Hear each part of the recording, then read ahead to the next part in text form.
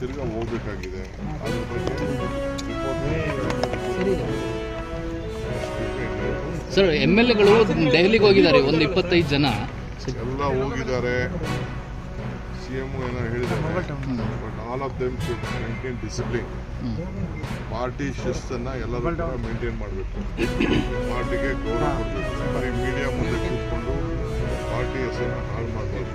ಮುಂದಕ್ಕೆ ಎಲ್ಲರ ಭವಿಷ್ಯ ಕೂಡ ಪಕ್ಷದಲ್ಲಿದೆ, ಮೀಡಿಯಾಲಿಲ್ಲ. ಮೀಡಿಯಾ ನಿಮ್ಗೆ ಏನೇನು ಬೇಕೋ ನಿಮ್ಮ ನೀವು ಹೇಳಿ. ಸೊ ನಾನು ಎಲ್ಲರಿಗೂ ಅಪೀಲ್ ಮಾಡ್ತೀನಿ, ಆಲ್ ಮೈ MLAs, ಆಯಿತು ಪಕ್ಷದ ವರಿಷ್ಠರು ಭೇಟಿ ಮಾಡೋದು ತಪ್ಪೇನಿಲ್ಲ, ಬಟ್ ಅನ್ನೆಸೆಸರಿ ಏನೇನೋ ಸ್ಟೇಟ್ಮೆಂಟ್ ಕೊಡೋದ್ರೆ ವಿಲ್ ಹ್ಯಾವ್ ಟು ಆ್ಯಕ್ಟ್. ಅಂದ್ರೆ ಸರ್ ಶಿಸ್ತು ಮೀರಿ ನಡ್ಕೋತಾ ಇದ್ದಾರೆ ಅಂತಾನೆ ಸರ್. ಸರಿ, ನನ್ನ ಹತ್ರ ಎಲ್ಲರೂ ಬಂದು ಮಾತಾಡಿದ್ದಾರೆ, ಕೇಳಿದ್ದಾರೆ. ನಾನು ಆಯ್ತಪ್ಪ ನಿಮ್ಮ ಹೋಗಿ ಕೇಳೋದ್ರಲ್ಲಿ ನೀವೆಲ್ಲ ಮಂತ್ರಿಗಳಾಗಬಾರ್ದು ಅನ್ನೋದೇನಿಲ್ಲ. ಫಸ್ಟ್ ಟೈಮರು ಆಗಬಾರ್ದು ಅಂತೇನಿಲ್ಲ, ಫಸ್ಟ್ ಟೈಮರು ಆಗಬೇಕು, ಸೆಕೆಂಡ್ ಟೈಮರು ಆಗಬೇಕು. ಹಿಂದೆ ಎಲ್ಲ ನಡೆದಿದೆ, ಸೊ ಏನಿಲ್ಲ ಅಂತ ಹೇಳಿದ್ವಿ. ಬಟ್ ಈಗ ಟೈಮ್ ಅಲ್ಲ, ಈಗ ಟೈಮ್ ಅಲ್ಲ.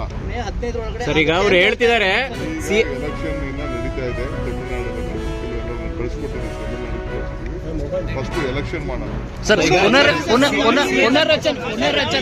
ಪುನರ್ರಚನೆ ಆಗ್ಬೇಕಾ ಆಗ್ಬಾರ್ದ ಸರ್? ಪುನರ್ರಚನೆ telling you that is all.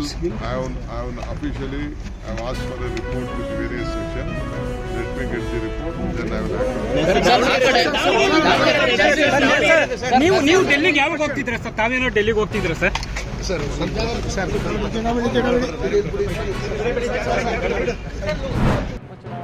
ಏನೀಗ ಊಟ ಮಾಡೋದು ಅಥವಾ ಸೇರೋದು, ಭೇಟಿ ಆಗೋದು ಅಥವಾ ಎಲ್ಲರ ಪ್ರಯಾಣ ಹೋಗೋದು ಅದೇ ವಿಷಯ. ಅದರಲ್ಲೇನು ನೋಡಿ ಒಬ್ಬರು ಒಂದು ಹೇಳಿಕೆ ಕೊಡ್ತಾರೆ. ಯಾರ ಹೇಳಿಕೆಗೆ ಮಹತ್ವ? ವರಿಷ್ಠರ ಹೇಳಿಕೆಗೆ, ಮಾನ್ಯ ಮುಖ್ಯಮಂತ್ರಿಗಳ ಹೇಳಿಕೆ, ಮಾನ್ಯ KPCC ಅಧ್ಯಕ್ಷರ ಹೇಳಿಕೆ ಕೇಳಿ. ಸಹಜವಾಗಿ ದಿನ ನಡೀತಾ, ನಾನು ಭೇಟಿ ಆಗ್ತೇನೆ, ನಾವು ಊಟ ಮಾಡ್ತೇವೆ, ನಾವು ಪ್ರಯಾಣ ಮಾಡ್ತೇವೆ ಅಂದರೆ ಇದು ಎಲ್ಲದಕ್ಕೆ ಅರ್ಥ ಕಲ್ಪಿಸೋದು ಅವಶ್ಯಕತೆ ಇಲ್ಲ. ಇದೆಲ್ಲ ವರಿಷ್ಠರಿಗೆ ಬಿಟ್ಟಂಥದ್ದು. ಎರಡೂ ಉಪಚುನಾವಣೆಯಲ್ಲಿ ಪ್ರಚಂಡ ಬಹುಮತದಿಂದ ಗೆಲ್ತೇವೆ.